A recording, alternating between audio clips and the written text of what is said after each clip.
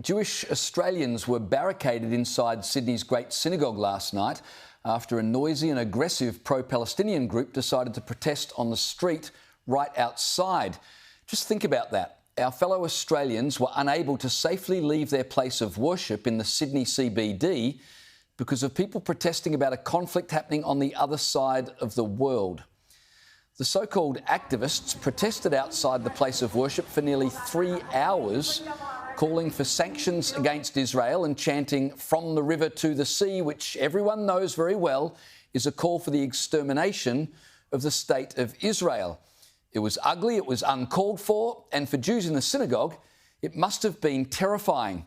And once again, our police failed Jewish Australians while allowing those who sought to intimidate them to run unchecked.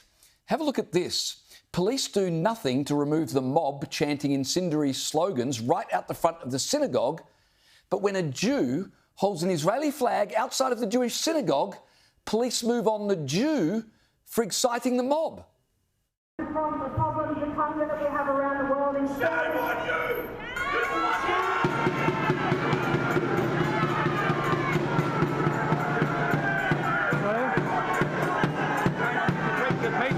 Go away. No, you're going away this way and you're going away. You're just antagonising him. No need to be here. I cannot believe that. No need for the guy with the Jewish flag to be outside the Jewish synagogue. What about the protesters? Why are they there? The police just allowed them to continue. I suppose they weren't breaking any laws, but seriously, when you see things like that, you just wonder what on earth is going on. I'm joined now by Executive Council of Australian Jewry co-CEO Alex Rivchin.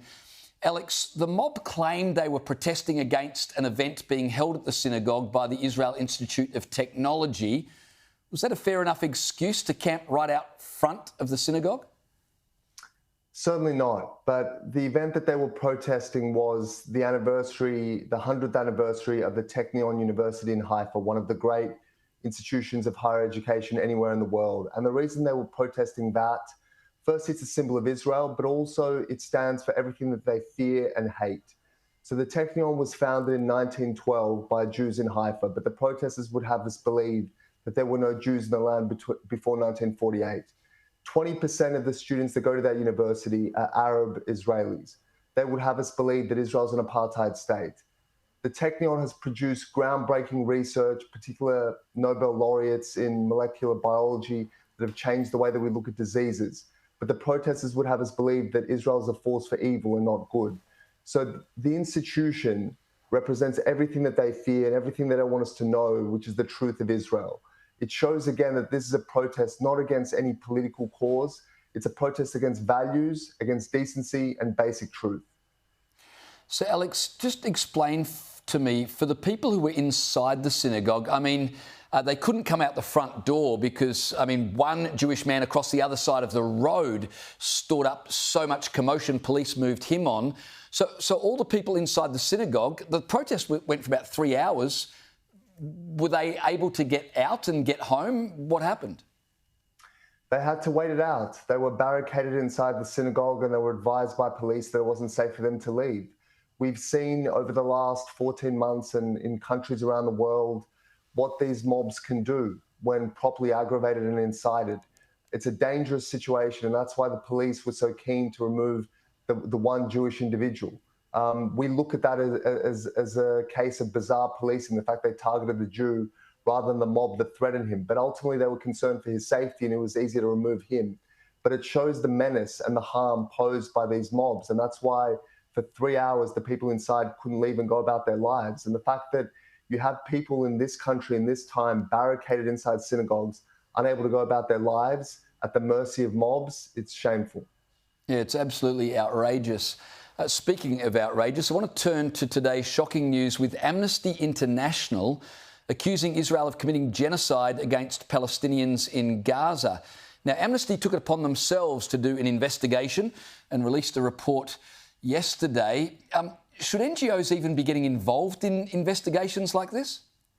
It very much depends on the NGOs and their expertise and whether they arrive at these issues with credibility and good faith. Amnesty certainly does not. Since 2001, Amnesty has been at the forefront of the NGO war against Israel. It was one of the leading groups involved in the Durban conference, where the boycott, divestment and sanction BDS movement against Israel was formed. The following year, it was responsible for spreading the libel that Israel had massacred 500 people in Jenin, when no such thing had occurred. For years and years and years, this organization has produced phony reports that have done nothing but spread greater lies and greater harm, targeting Jewish individuals and the state of Israel. And they receive government funding. They're still viewed as being an impartial, credible organization.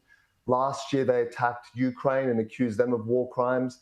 This is an organization that, much like their fellow travelers in the far left, oppose democracy and side with autocratic, tyrannical regimes wherever they can. So whatever they say, usually the opposite is the truth.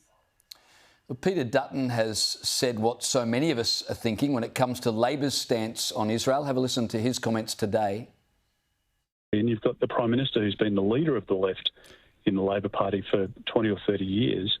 So in a sense, you shouldn't be surprised by the position. But the government went into the last election saying that there would be a bipartisan position in relation to Israel. And it's not just about the Jewish community, not just about Israel. It's about civilization itself, and it's about the values that we have as Westerners and as a culture that's worth protecting and defending. Alex, just in the time we've got left, talk to me about that last comment by Peter Dutton. We all know that this Labor government has betrayed our alliance with Israel and Australian Jews, but Peter Dutton says that this is not just about looking after Israel. This fight is about Western civilization. Just quickly, what does he mean by that? Well, he means that Israel is a democracy, similar to ours in terms of the form of government, the pluralism of the society, the rights for women, LGBT people. It stands up for basic Western Judeo-Christian values, for basic humanity in the post-Enlightenment era.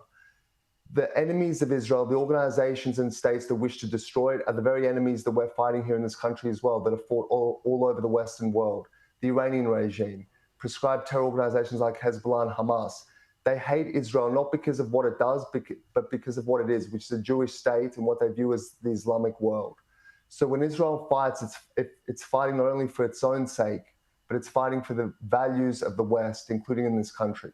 And that's why when Labor takes these positions hostile to the Jewish community in Israel, it is betraying not only certain constituencies and certain segments of the community, it is betraying the very values of this country. Alex Rivchin, it's always a delight to speak with you, and I appreciate you taking the time out tonight.